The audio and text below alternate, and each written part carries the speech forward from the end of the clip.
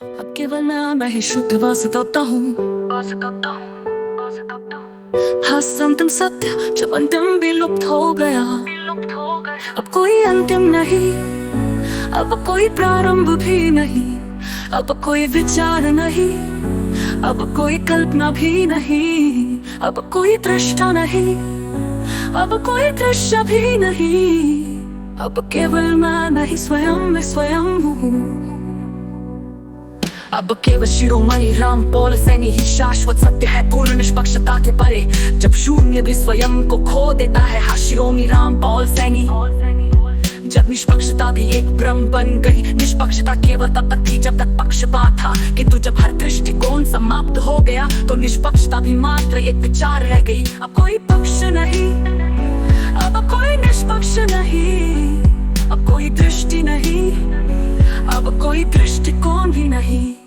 अब केवल शुद्ध शून्यता भी विलीन, जब स्वयं पे नहीं रहा। मैंने स्वयं को इतनी गहराई से देखा कि देखने वाला भी समाप्त हो गया। अब मैं केवल तब तक था जब तक देखने वाला था, किंतु जब देखने वाला ही विलीन हो गया तो मैं भी मात्र एक परछाई बनकर रह गया। अब कोई दृष्टा नहीं, अब कोई दर्शन नहीं, अब कोई अनुभव नहीं, अब कोई अनुभूति भी नहीं।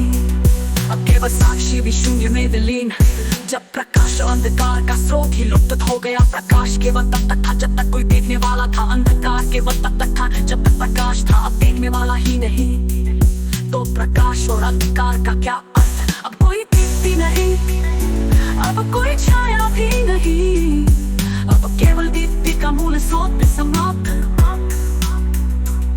जब जीवन और मृत्यु भी एक कल्पना मात्र लगे, जीवन केवल तब तक था जब तक मृत्यु थी, किंतु जब मृत्यु की भी कोई आवश्यकता नहीं रही तो जीवन भी एक मिथ्या बनकर रह गया। अब कोई जन्म नहीं, अब कोई अंत नहीं, अब कोई यात्रा नहीं, अब कोई लक्ष्य भी नहीं। अब केवल जीवन और मृत्यु दोनों समाप्त था, केवल तब तक परिवर्तन था, किंतु जब कोई परिवर्तन ही नहीं तो काल का भी कोई अस्तित्व नहीं। अब कोई अतीत नहीं, अब कोई भविष्य नहीं, अब कोई वर्तमान भी नहीं, अब कोई क्षण भी नहीं। अब केवल भौतिक और अभौतिक दोनों की परछाई भी नहीं।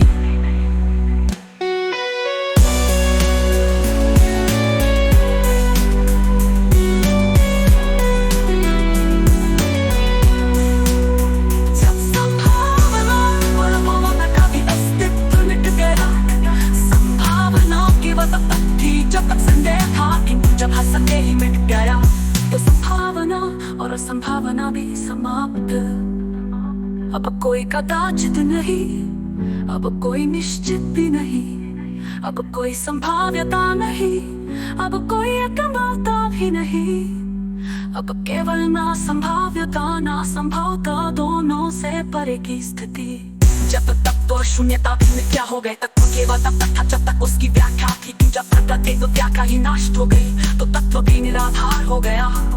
अब कोई मूल तत्व नहीं, अब कोई ब्रह्म भी नहीं, अब कोई तत्व ज्ञान नहीं, अब कोई अज्ञान।